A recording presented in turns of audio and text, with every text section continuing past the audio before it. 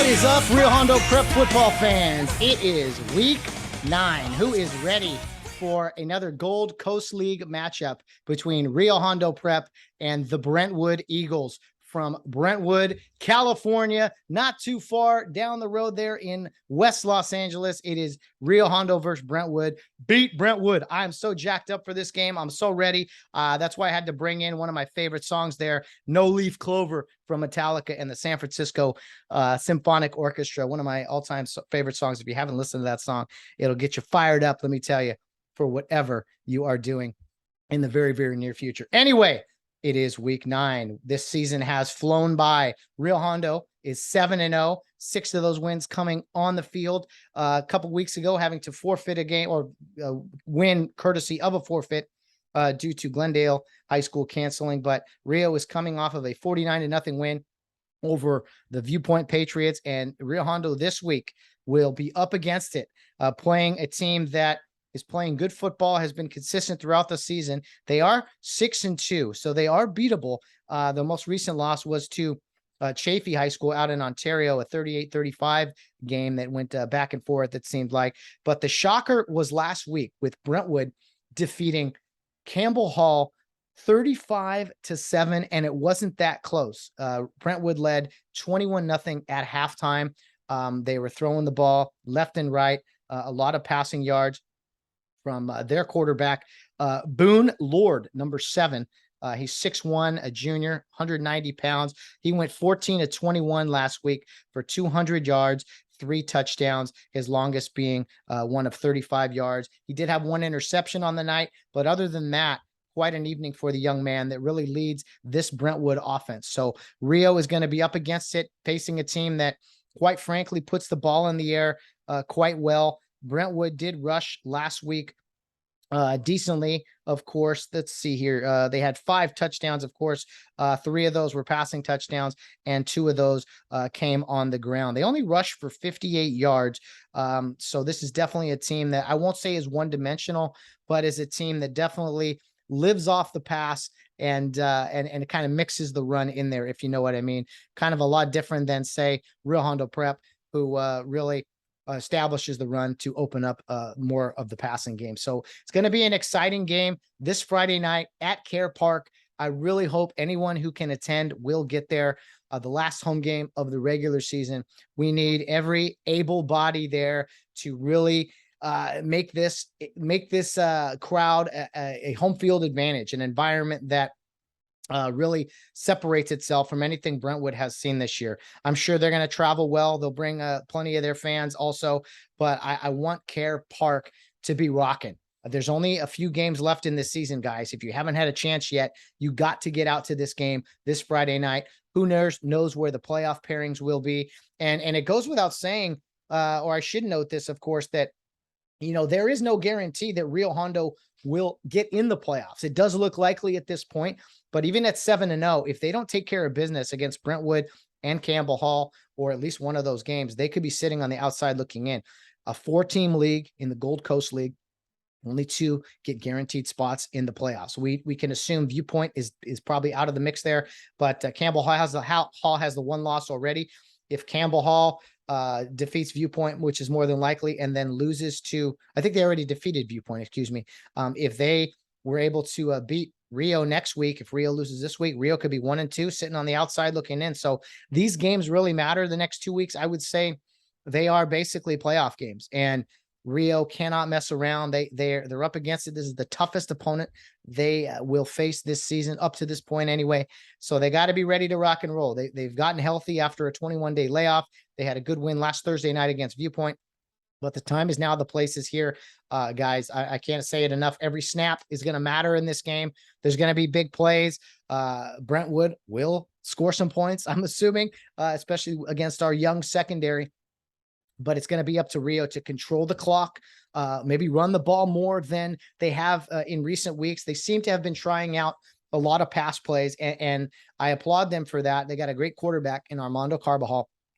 But the Rio Hondo running game, I think, could be a great equalizer in this game to control the clock, keep the ball away from Brentwood, because Brentwood can strike in a moment's notice. And we've seen some big plays from Rio this year, but it's not really in the nature of their offense. They generally have a few chunks of yardage here and there. Maybe someone will break one, a Ryan McCullough or Armando will get loose or something like that. But in general, it's been a team that establishes kind of getting first downs, right? Managing the clock and gets the ball down into the red zone and punches it in. We've also seen some turnovers from Rio on the defensive side, takeaways, I should say. That is going to be huge this week. Look for sacks and interceptions. If Rio can't get at least one sack per quarter, they could be in trouble. And on the flip side, I would love to see at least 2 interceptions from this team, one for each half. More than that, obviously, would be welcome, but Rio needs to get at least 1 sack per quarter and 1 interception in each of the halves. That's at least my goals, my thoughts, my predictions on this game. So a big one this Friday, guys. I'm even releasing this episode a little early today so that you guys can listen to it, maybe on the way down to that girls' playoff game out in Riverside, as Rio Hondo, the young ladies, travel to Riverside Poly to take on that first place team out there in Riverside. So if you're making the trip, hopefully you've tuned in here on the podcast and turned it on to get fired up for the football game this Friday night. And to the ladies, if you can't make that game, man, be sure to check them out on the NFHS network. Any Rio Hondo team anywhere, we're going to pull forward support here on the podcast. And I'm just hoping that they can shock the world, really, in Riverside, at least shock the Inland Empire today out there in Riverside Poly. I'll be watching on the NFHS network, I believe, since I can't make it, but I should be able to find time to flip that on my laptop or my phone or whatever and cheer on the Rio Hondo Prep volleyball team. So go Cares, go. Let's make it happen. Let's make this an awesome weekend to one to remember for sure. The ladies on the playoff game this Thursday, and Friday night, one of the biggest games of the season here, the biggest game really of the Rio Hondo Prep football season. So to help me kind of take us into week 9 officially, talk maybe about the volleyball team a little bit, but mostly about the football program, is an administrator for Rio Hondo Prep. We're going to be joined today by Vice Principal Edwin Ixta, who is a huge supporter of the athletic program. He's someone that promotes the program quite a bit, whether it be through Twitter or just talking to kids and the administration, the teachers. We're going to talk to Edwin about, Mr. Ixta, about the administration, but also the school, maybe a little bit about the curriculum that the students are going through, maybe some changes that we've seen in Rio Hondo over the years that maybe us alumni, some things, or, we wouldn't necessarily recognize, facilities, just an overall idea about the not just the football program, but the school today. Another different opinion. Edwin is a proud alumni of the school from the class of 2007 and was on the very first 11-man football championships team in 2005 alongside my brother and his senior class there, the class of 06, the guys that really stepped up and took charge of that team after losing as juniors up there at Hamilton in the 2004 championships game. So we'll talk to Edwin about his playing days, what his eras of RHP football look like, because I know he has some opinions as to the 11-man era and kind of the different time frame throughout the school's history, and also what he thinks of the current team, them as students as well. He sees it from an administration side, and so just kind of taking us to the top of the food chain, if you will. There's still Dr. Johnson, the principal of the school, of course, but Edwin, I think, is very influential in the football program and will continue to promote this program. So I wanted to bring him on today to get us fired up for this week 9 matchup between Rio Hondo Prep and the Brentwood Eagles. So I know he's teaching classes, or he just got done teaching a class. We're going to bring him on now briefly to chat, and so he can get back to work teaching and off to the volleyball game tonight, and of course the football game tomorrow. Let's now bring on, from Rio Hondo Prep, Vice Principal Edwin Ixta.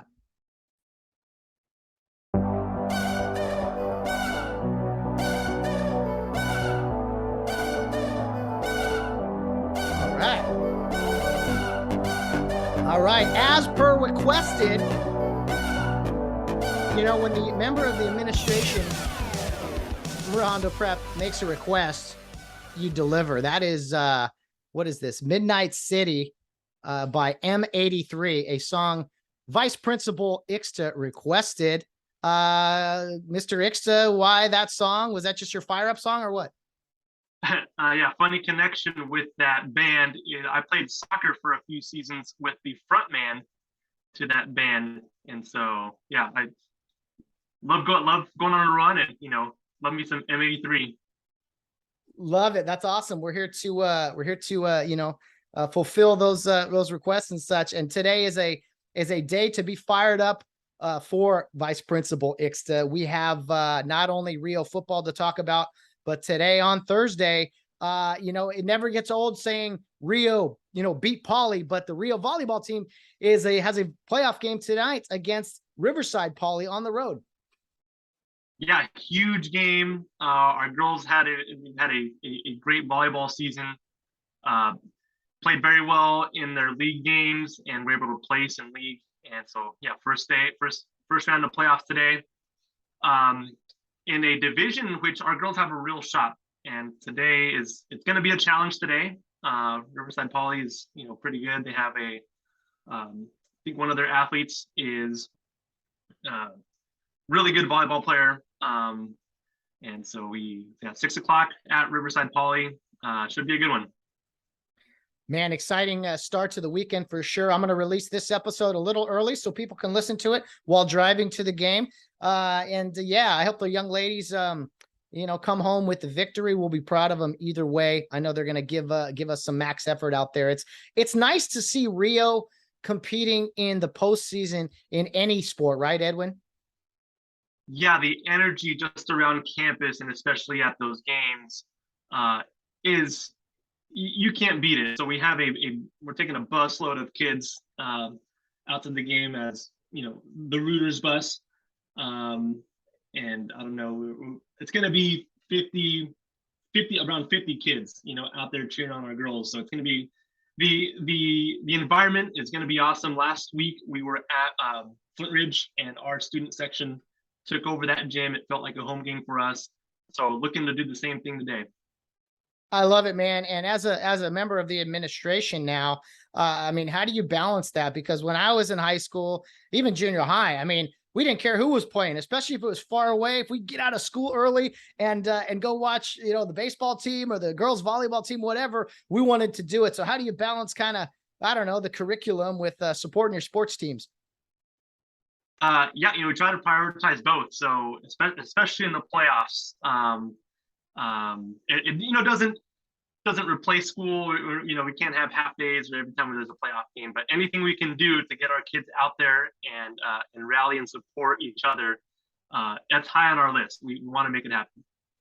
I think it's great, and it's something that's been a kind of a tradition with Rio students is that you need to learn chemistry and literature and all those things, but you need to learn that the sports teams, they matter. It's good to get out and support each other, boys and girls. And I know the support with the football team over the years has been second to none. Since you've become the vice principal now, do you kind of look at these things in a little different light? Are you kind of forced to do that? Oh yeah, it's a big part of the job. What I do is very student focused. So anything I can do to support our students academically, personally, in the athletics department, that's really the focus of my job. So when these games come up, what can I do to help our kids out? But also, what can I do to help our coaches out? Because getting kids out to Riverside for a game is a huge task.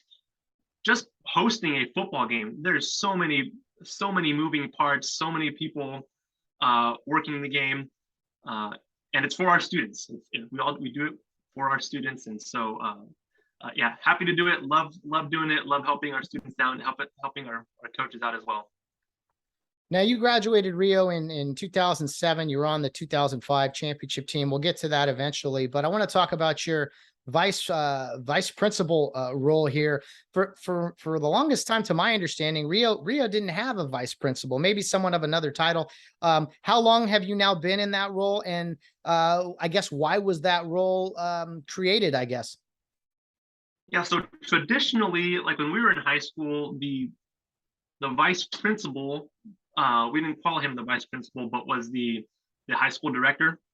Um, so when we transitioned to when Mrs. Orsman retired and Dr. Johnson was principal, we thought it'd be a good idea to have a vice principal that still did the high school director job, but in the transition, we also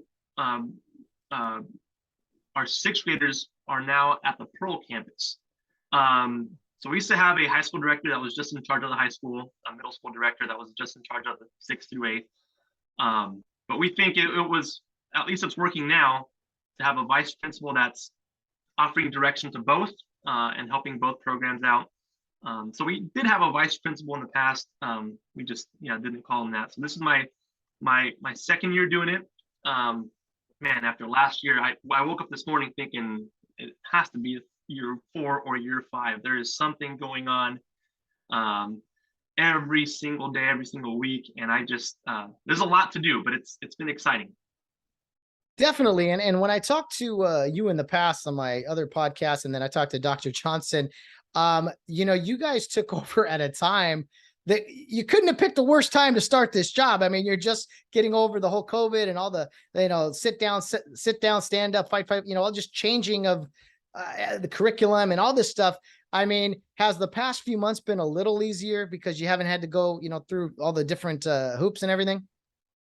Oh yeah, it's been a lot easier, and the support that we've gotten from our parents, not that we didn't have their support in the past, but it was just a difficult time to navigate, all the COVID stuff, and to also run the program that we have to offer.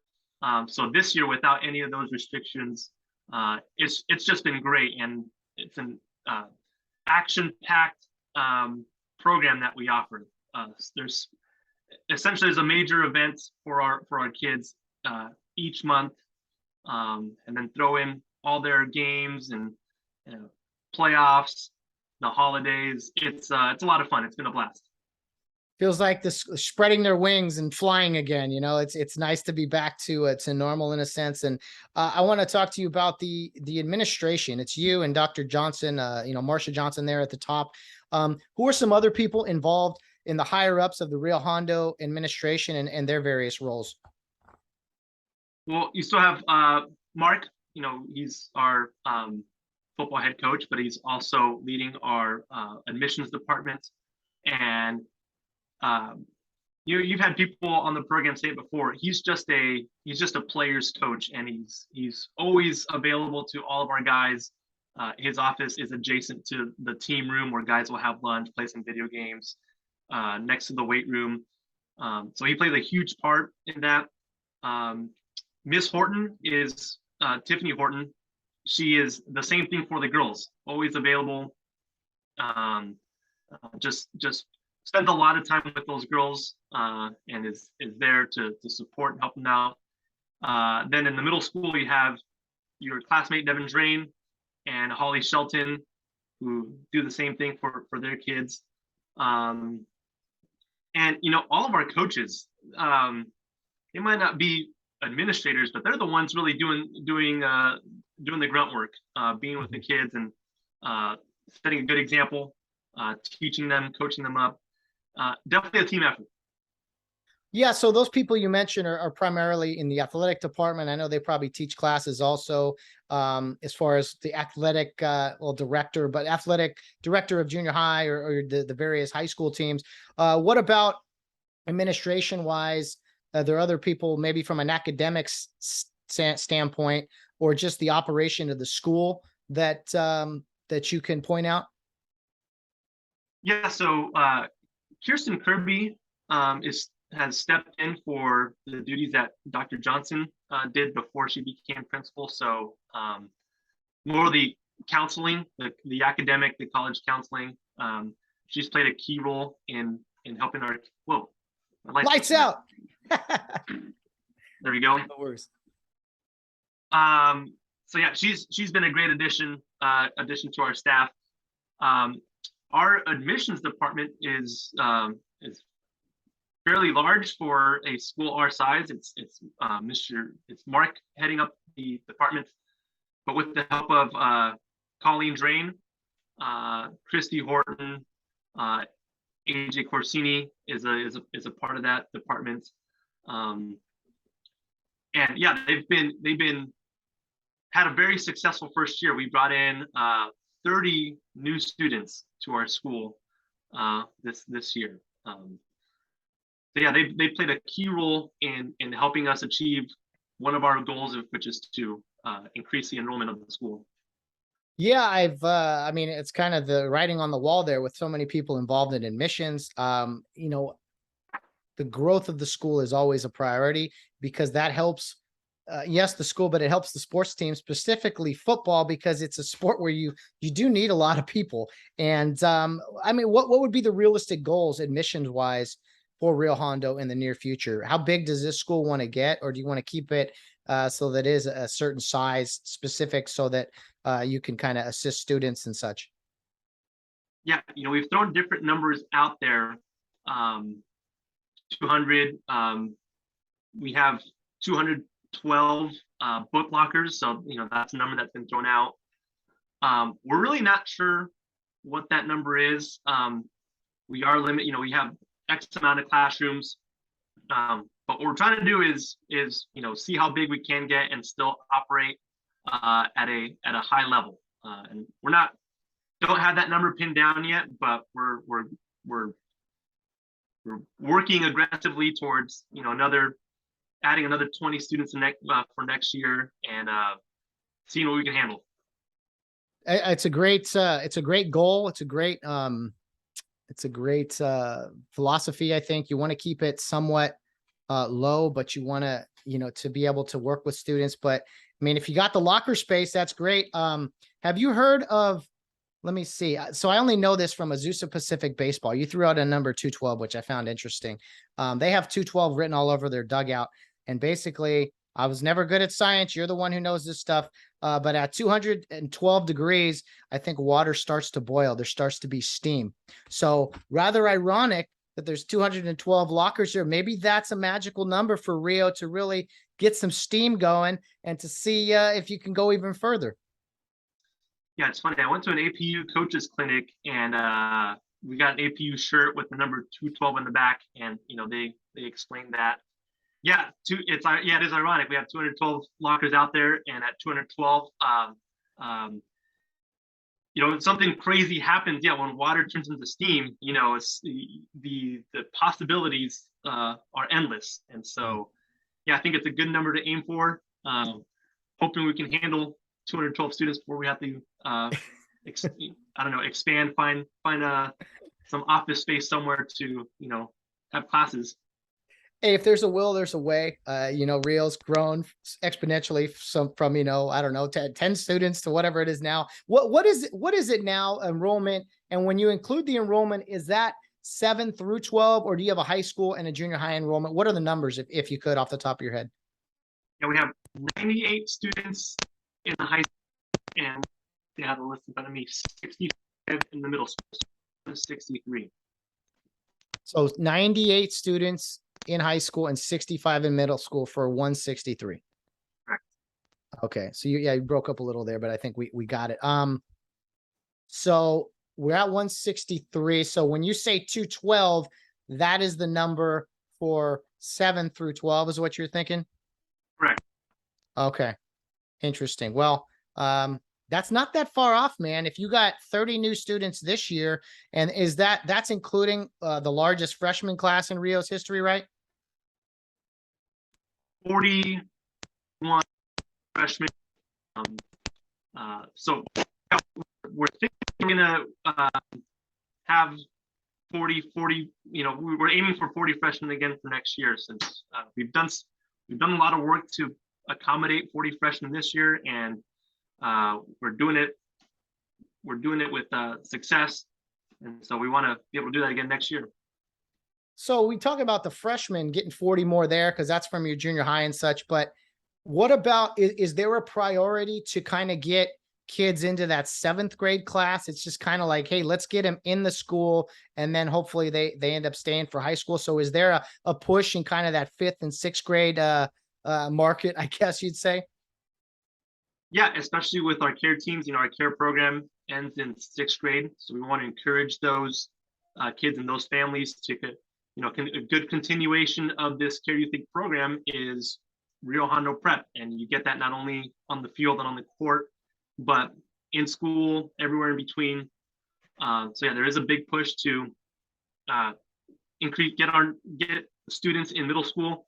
We found that there are though a lot of families out there who are looking for the right high school for their kids. So it's really 7th and 9th grade. That's where it's happening. That's where we're looking to grow. No, I think it's great. I mean, I started in 7th grade. A lot of people started even in Pearl Prep, which is still out there and now goes to 6th grade, which is a great option for kids.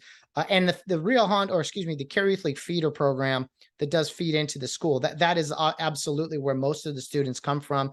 But what about something we've seen in the recent past? There's been not a lot, but there have been a few more transfers to Rio in the high school than we've seen in prior years. That's something that was almost unheard of in years past, but now it seems like the administration is a little more open to it, with, of course, not making it an entire school of transfers. Talk to me about that, if you will.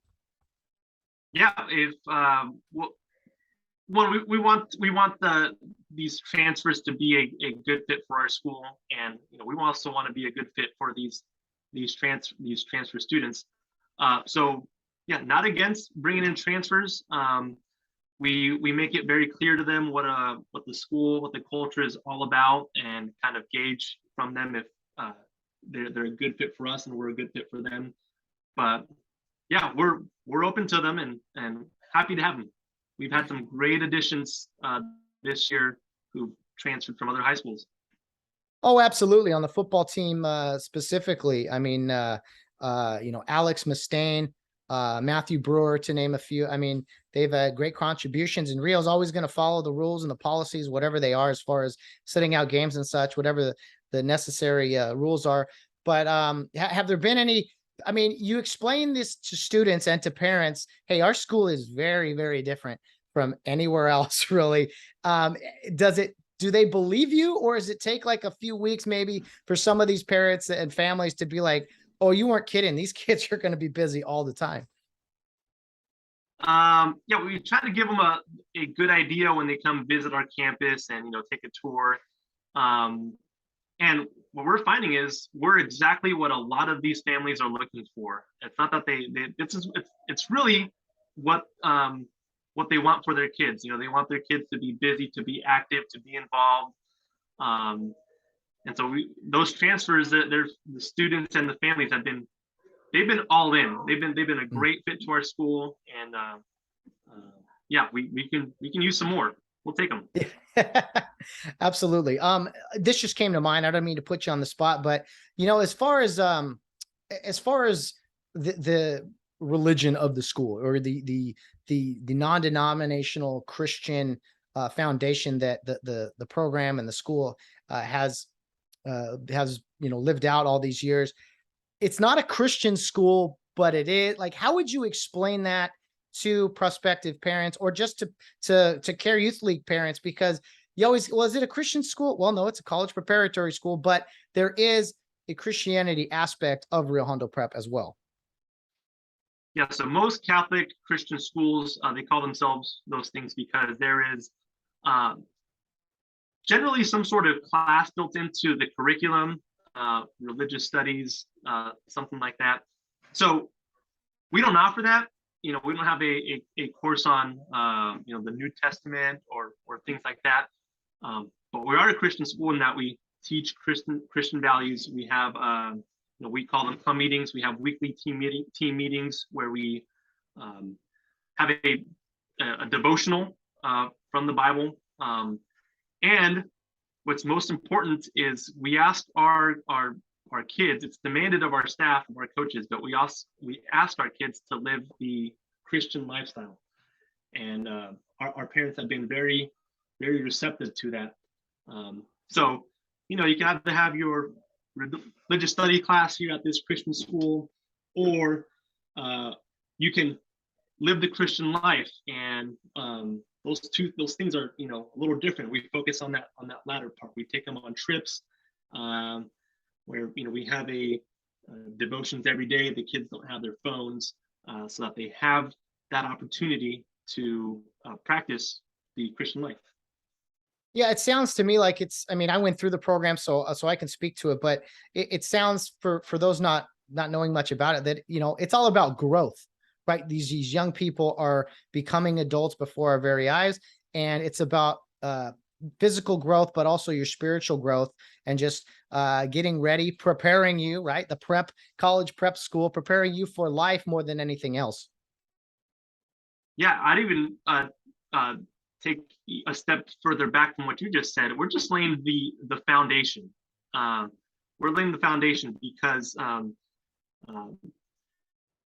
you know at Rio Hondo Prep, they have so much guidance from their coaches, from their teachers, and we just lay that foundation there because when they get to college and they're off on their own, that's when they get to make decisions, for themselves. But we'd hope that they have the foundation there to help them make good decisions. And you touched on something right there. At Rio Hondo Prep, we don't develop D1 athletes, professional athletes. We've had just a few, but we develop, and it's on our website, Christian leaders. That's really what it is. Christian leaders in the workplace, Christian leaders in their relationships, in their homes. So you've touched on this several times, how many people we have graduate through the school that are firemen, doctors, nurses, police officers. Yeah, that's Christian leaders. That's what it's all about. Well, the program, and when I say pro, I mean the school has done a phenomenal job at that. People going in the military, I mean, service to others, which I think is, as you say, Christian leadership is really all about. And Rio Hondo has been second to none in that category. I would put them up against anybody, really. So Edwin, I do want to talk now about the football program specifically. Number one, your playing days, and also leading into you as an administrator now. You've witnessed football at Rio. As a kid in care, like so many of us did. You played it yourself. You got to be an alumni, and now you're a school administrator. Has your fandom changed at all from when you were a Care Youth League kid to where you are now, or is it all the same? Talk to me, if you will, about Rio Hondo Prep football. And my fandom has, I like to think that it's increased each year. And I've been lucky enough to be on the sidelines for pretty much our entire 11-man history. So when your class made the transition to 11-man, I was on the sidelines, but I was at a lot of those games. And then, 2000, that was 2002, right? And 2003, that was my first season. Playing JV ball. We talked about that championship team in 2005. My senior in 2006, and but then being on those sidelines and watching the guys come after you play, and we had some lights out teams. Those 2018, that 2019 really stick out. The 2000 what was it, back-to-back years, 11 and 12, yeah, 2011, 2012, and being on that sideline ever since, and now still get to be on the sideline. Mr. Carson still lets me, wander out there. But I love our football program. I love our guys each year. They're just, you see them at their best during this time of year. There's something about football. It's just special. Oh, you got that right. And just this popped into my head. I saw this over the weekend. The Tennessee school president was at the game where they beat Alabama. The students are storming the field. They're tearing down the goalpost. And someone asked him, "Hey, how much is that going to cost?" And he's smoking a cigar, victory. And he's like, "It doesn't matter. We'll do this every year." So is that the type of school administrator Edwin Ixta is? Like, hey, let's keep winning. Let's go. No, I stay away from the cigars, but yeah, I get fired up when our guys win. I feel the pain when they lose, and just like our coaches, in the off season, they're just hungry. They're watching film, and that's what I like to do too. Even though I'm not coaching anymore, I love watching RHP film of previous years. Uh, really it's such a rich football history, and I'm all about it. I love it. Well, it's been so fun diving into this and to talk to so many different people. We stirred up some controversy talking about different names and eras, and everyone thinks their era is the best. Edwin, you one time talked to me about what you saw are three different eras of the 11-man time with Rio. I think we are currently in a fourth era. Do you remember that discussion with me? And do you remember the three kind of eras you said of Rio football, where it was like, 02 to 06 and then 07 to 12 and beyond? It was something along those lines. And if not, come up with that, whatever you want. Yeah, that was years ago when we talked, but this is just very unofficial my take on it. But yeah, because I've only really been involved in the 11-man era, and so yeah, when we made that transition from 8-man football to 11-man football, there was a few years of what I call the transition era, where we were still trying to figure a lot of things out. So from your first season, 2002, to maybe I like to say 2007. That's kind of the transition era, and we did really well in a few of those years. Made it to the championship game 2004, brought home the title in 2005. In 2008, I think that's a good mark to start era number 2, because that's when we went to the black helmets, the black uniforms. That was, I believe, Mr. Johnson's first year as the offensive coordinator, which was kind of this hybrid of the 8-man playbook with several more guys on the field doing it in 11-man. And let's see, two championships. I think made it to 2 other championship games there. And yeah, just recently, I think we're in the start of a new era. Yeah, call it what you want, but it's marked by this new playoff system, the competitive equity model, and yeah, I think we're right at the start of something new. We saw last year how cool it can be. Go out and play Charter Oak away at their place and beat them. But the competitive equity model is gonna be, it's tough. It should be tough to put up a banner to win a championship. And it's just the system that we're in now, and we have to embrace it. And what's neat about this new system is, even this year's team has a chance to put up a banner. So yeah, I think we're definitely in the beginnings of a new era for RHP football. Well, definitely. And I think a big part of it was when Mark Carson took over. That's probably kicked off this new era, and it's not anything take away from Coach Drain, because one of the most successful coaches in school's history. But yeah, that 08 to 12, that was 3 championship games in 5 years, 4, winning 3 of them. That was a huge part. It was like, all right, Rio football's here. And then obviously it's been a not a tough decade, but to Rio standards, no banner yet. And it's coming eventually. We're striving every year for it. It's going to make the long layout. It's going to make it so much sweeter when we are able to host that 15th banner in the, I almost said pavilion, the American Savings Pavilion, the Stivers Center someday. So back to you in 05, Edwin. You were a junior on that team, and I don't know how much you played or were part of the 04 team, but you could say the 04 team is one of the greatest teams in RHP history. Lost in the finals out in the desert, and it was the feeling to me very similar to this year. Going into 05, it was almost like not what much was expected after losing so many guys. And then you go into 05 and you guys go on a tear. You lost 1 game by 1 point because you went for 2 at the very end, and then you steamrolled everyone else, including Campbell Hall in the final 10-7. Is there an argument to be made that this team in 2022 feels eerily similar to 2005 after losing so many players in 2004 and 2021? Yeah, that 2005 team. It was an interesting year. Yeah, we lost all this talent, but led by the senior class, which your brother was in. Those group of guys, they kind of led the way, and we're just going to take it one day at a time. We're just going to do our work. We're going to put in our hours, and whatever comes of it, comes of it. And I think this team has taken a very similar approach. It's a little difficult to after last season, it's kind of a tough act to follow.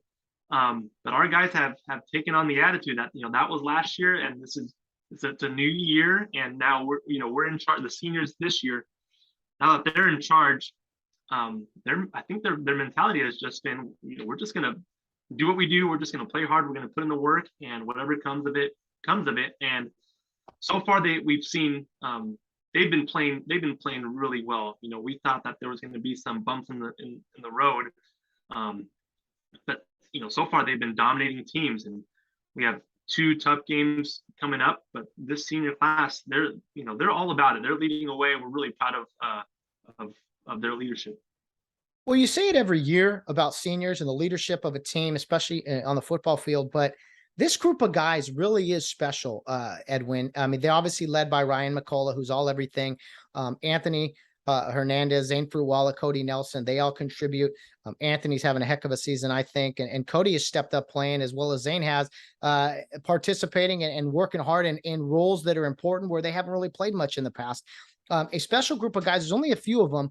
So just talk to me about those guys, especially Ryan McCullough, who is the big man on campus. But for everything I've heard from teachers and administrators, he doesn't think he's bigger than anyone else. He's just one of the guys there. Yeah, you've interviewed all of them. They all mention the same thing. They all throw the same word out there. It's brotherhood. They are just like brothers. And yeah, that's spot on, because you're right. We have guys like Ryan, who, the top dog going to a D1 school, but he doesn't think of himself. He doesn't think of himself any more than his brothers. There's this mutual respect among them, and you see how impactful that is with the rest of the guys on that team. We have freshmen playing varsity this year, and you think those freshman guys, they're probably feeling pretty good because they were chosen to play up and play on varsity. But that's not the attitude that, I really don't see them bring that up among each other. It is a brotherhood that those seniors have done a great job of setting the example. And yeah, all of those guys, they're just all those seniors. They've been a joy to watch on the field, but also, most importantly, in the hallways, in the classroom, the way they interact with each other, with the rest of the school. Really appreciate that brotherhood that they have. Absolutely. And I got to ask you, as someone who was never quite fleet of foot, who was the fastest guy you ever played with? Or maybe that, yeah, I mean, Doc Bray was, I think, 2 years ahead of you. Maybe you're now brother-in-law. But I mean, was he the fastest guy you're ever kind of around? Yeah, he was definitely fast. In my years that I played, we had Joe Padilla. Joe Padilla was pretty fast. Trevor Finchamp was pretty fast. And then soon after were like the Tycho brothers. You just had Nate Tycho. Yeah. Nate Tycho, he was fast. He was fast. Now I asked this because where does Armando Carbajal fit in that speed in that marathon, or not marathon, that sprint? I think Armando Carbajal is one of the fastest dudes who's ever gone through the program. Yeah, he is fast. I watched the that Savannah game from home, and it looked like he was like, yeah, you're playing the film at double speed. It was just crazy how, yeah, he has to be up there on the list as one of our fastest guys, and to have him at quarterback, he's a weapon. Definitely, man. This team is so fun to watch because they're such a unique group. You got 4 seniors, you got a handful of juniors, and then mostly freshmen on this team. Edwin, you were a big guy. You were a two-way lineman. I mean, I look at some of the best players we've ever had, and I'm like, they weren't ready to play as freshmen. I mean, ask yourself, were you ready to play varsity as a freshman? I weighed like $130 as a freshman, and yeah, now we have linemen like Elijah Gavia, starting center. He's a freshman, and he is built and he is strong, and he's having a way with guys several years older than him. So, um, uh, yeah, it's going to be an exciting few years with those guys coming up because, um, Marcus talked about how we those guys have played up because we have a need for them to play up, but some of those guys are also ready to play varsity ball, and that's what's been really exciting to watch is these freshmen come up and play, not just because we need them to, we need the numbers, but because they're ready to ball. Yeah, no, it's a good point, and I think maybe in the past there was little hesitancy in putting younger guys out there, but I mean that's out the window now. Number one, you need guys, but number two, they can they can play quite well, and we've had some great lower classmen play over the years. Landon Goodwill's been on here, the Tycho brothers you mentioned, a lot of great players that play. Jonathan Guerrero that played 3 or 4 years of varsity. Some of these guys, and so it's at Rio. You're going to see guys like that play a long time. And I couldn't be prouder of this group. I've been so happy, Edwin, doing this podcast to talk to the guys from the past, to get everyone watching and talking RHP football. I mean, it's been cool, man. This podcast, you had a big hand in this, kind of encouraging me to do this. I couldn't be more happy with that. And I don't know, man. What do you think? Can this podcast be the best high school football podcast in the country? No one does this. No football program has their own podcast. I talk a lot with my father-in-law, Mr. Bray, who does the video and the broadcast on NFHS. And every Friday or Saturday, he's watching other games on the NFHS network, sometimes from other games throughout the country, other states, and even our game day podcast, no one does it like we do. No one has the commentators that we do, the sideline reporters, the different camera angles.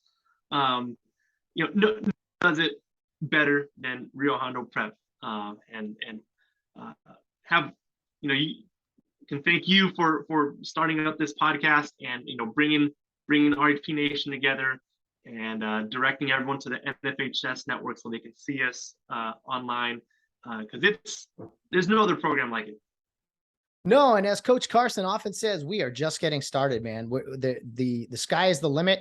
And I think it was back in the, I've heard stories about Mr. Francis Hampton, the founder, and he was always like, if you guys are going to do something, it's got to be the Rio Hondo way. It's got to be done right. And so it's been a lot of trial and error, but I think for the first season of this particular podcast, it's gone very, very well, and so many people to thank for it, and of course the parents and the kids. It's all about them, and like you said, the students. So that's why we're doing this. But another thing, Edwin, as far as changes at the school, we got a lot of alumni here, right, who tune into the podcast and follow the school. What would be some changes at Rio Hondo? We've already mentioned a few, 7th grade now to 12th grade, but could be anything, buildings, maybe the curriculum of the school. I don't know, different policies, whatever, just things that maybe would be of note for alumni for that campus there at 5150 Farna Avenue. Yeah, a lot has changed. Physically, we have we're wrapping up, we're finishing up construction on a new courtyard. So if for those are people who haven't been to campus in a while, what was concession and those tables in front of concession and the basketball courts in front of concession, well, those tables and that basketball court is gone. We are redoing concession. They're working on the roof right now as we speak. Brand new appliances in there. We have a nice traffic circle there in the front where our buses used to be parked. There used to be a basketball court there where we parked our buses. We built this really nice traffic circle. So just when you enter the school, it feels like a school. It feels more like a school, and that you're not just going into Care Youth League. Over the past year, when we've had college coaches come to talk to our student athletes, few of them have mentioned like, hey, this is a neat campus. It kind of has like a university feel to it at a really small scale, obviously. Yeah, the campus looks a lot different. For those of you that haven't been down here in a long time, yeah, the American Savings Pavilion is gone. We have a beautiful gym. I don't know, has it been 10, 12 years now that we've been in this building? But I still walk in and it's like, it's so cool. It's so cool uh, to walk into the gym. It has to be one of the nicer gyms in our area in the San Gabriel Valley. So a lot of changes. The baseball field also got some work done. A lot of changes physically.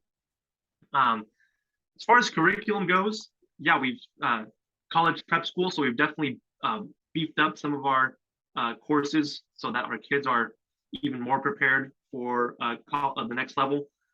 Looking to add a few more AP courses the next year or two, and be able to offer some AP courses to our lower classmen, which we haven't been able to do. Excited for that. Another thing that's new, that's been a great thing to build culture and do some fun things with our students is we have a house system. So think of like, Harry Potter, they have, 4 houses. We have 4 houses here on campus as well. So all of our students are a part of a house, and we'll do competitions throughout the year. We're in the middle of a dodgeball tournament right now between the 4 houses. So the 4 houses, they're Corinth, they have a name. These are cities that Paul visited in the Bible: Corinth, Galatia, Philippi, and Thessalonica.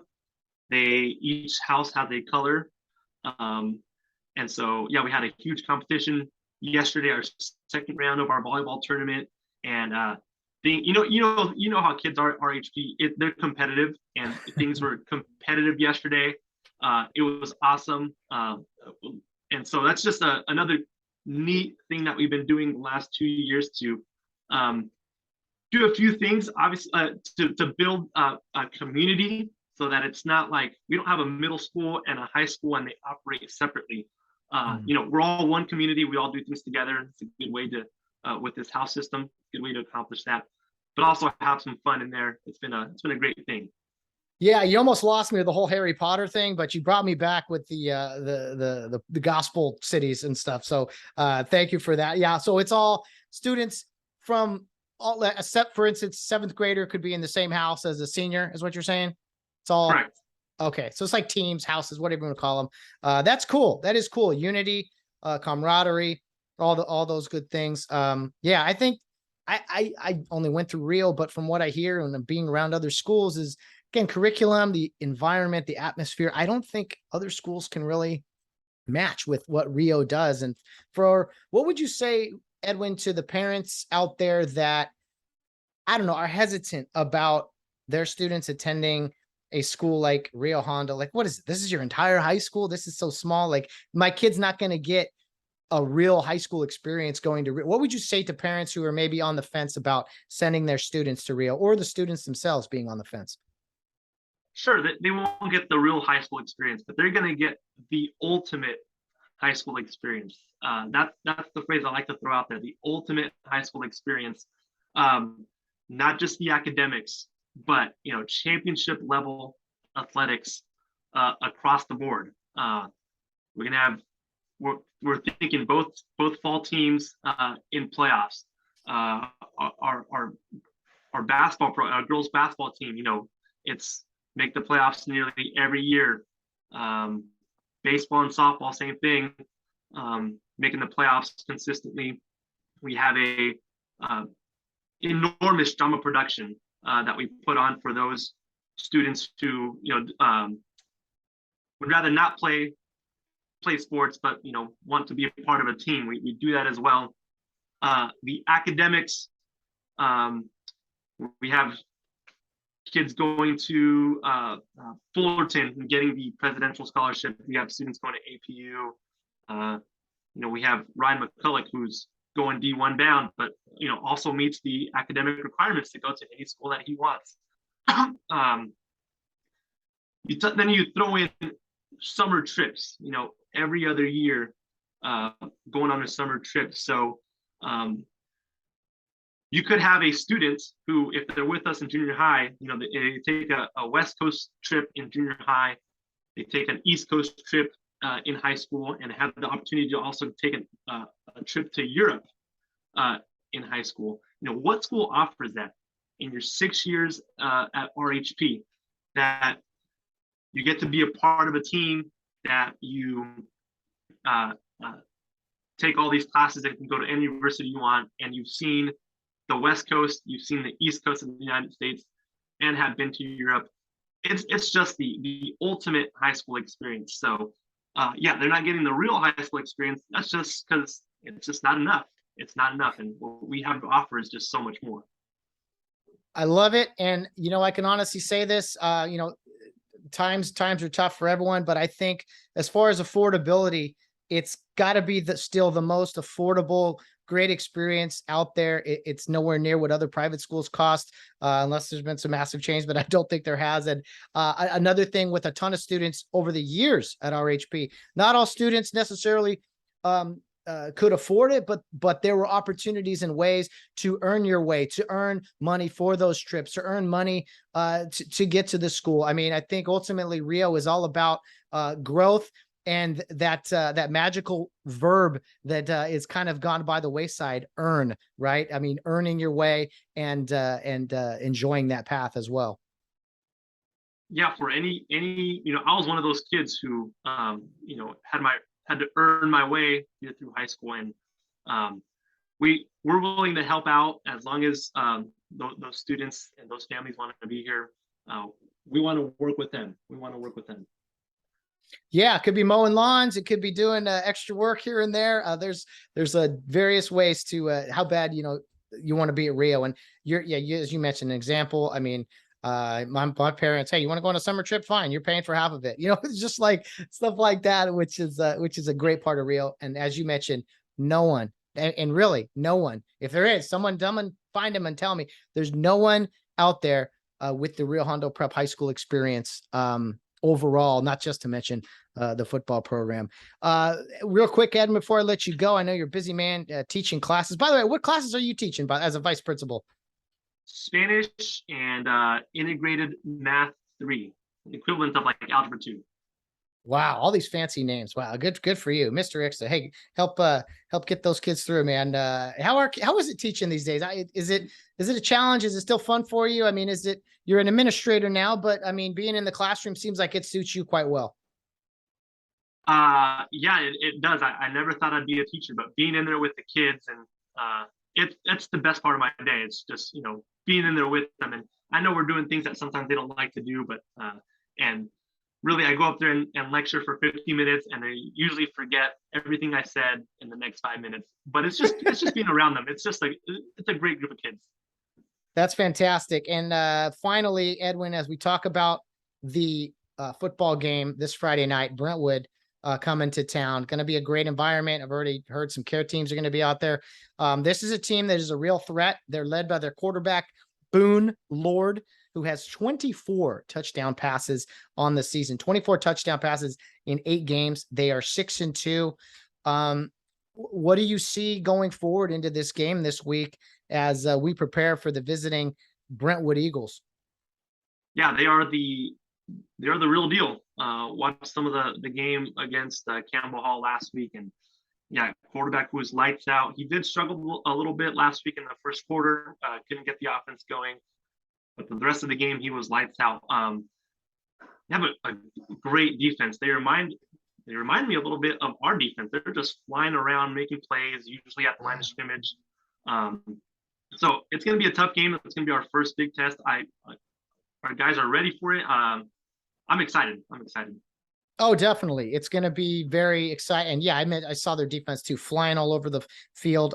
They have 2 receivers over 400 yards, another one over 300. And those 3 guys, number 2, 3, and 8, have 6, 9, and 6 touchdown catches respectively. So those are their main targets, and it's going to be Rio seems like in the past, maybe they struggled with the pass a little bit just because it's a big play, philosophy, but And we got a lot of young guys in that secondary. So I think we got to get pressure on this quarterback. I would love 1 sack per quarter. And I'm not going to be greedy here. 1 interception each half would make me happy going in at the end of the night. Yeah, I'm sure Mark he's going to find a way to mix it up.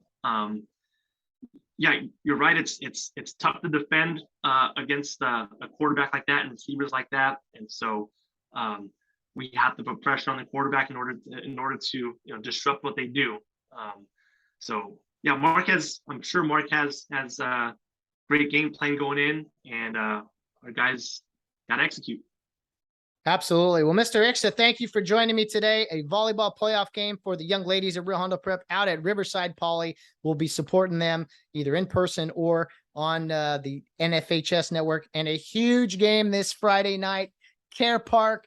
Get there early. Get some to eat. Enjoy the atmosphere. Enjoy the sun setting. It's a great place for a football game, right?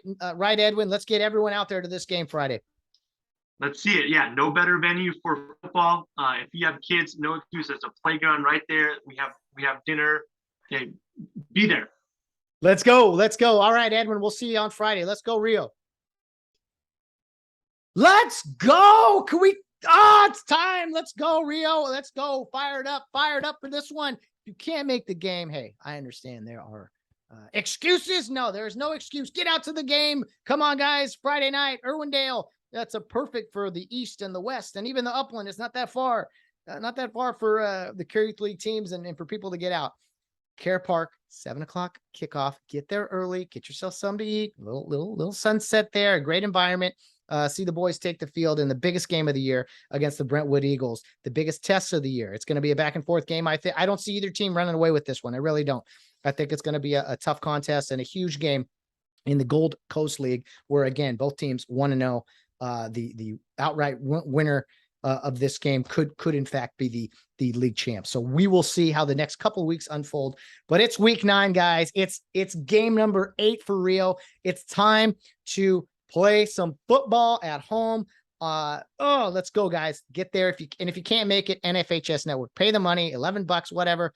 We'll start a GoFundMe for those who can't afford $11. It costs $10, I think, to come to the game in person. So you get an entire month of viewing with $11. And with that money, you can obviously watch the girls in their playoff game this Thursday tonight out at Riverside. That game does start at 6 o'clock. Keep in mind, a little early there. So hopefully you guys enjoyed this pregame show on the way to the volleyball game, on the way to the Rio game, sitting there in the stands, listening to this while you're waiting for the game on Friday night. That's why I tried to get it out 24 hours early, but today a little extra early for the possibility of the playoff game and everyone driving down there. So it's no more messing around time. It's basically playoff football starting tonight. Next week, the Gold Coast League finale at Campbell Hall, and then it's win or die, man. Go win or go home. No more messing around. Cares have been 7-0. They've looked great thus far. A few minor mistakes along the way. It's time to clean those things up and finish this thing out strong. Brentwood Eagles. I want everyone waking up Friday morning thinking, man, there are 40, 50 guys down in Brentwood who are terrified they got to play Rio Hondo Prep tonight. That's what I want. But I want them, when they go out there, I want them to see the environment of Rio Hondo, see the fans, see all the people out in black, dressed, ready to rock and roll, and to cheer loudly with every first down, with every tackle, with every turnover. Let's go. Every touchdown. No more messing around. The time is now. The place is here. Beat Brentwood. Get fired up. Get your favorite pump-up song and get yourself right for the big game this Friday. No more messing around. Beat the Eagles. Beat Brentwood, guys. We will see you in Irwindale Friday night at 7 o'clock sharp. Beat the Eagles.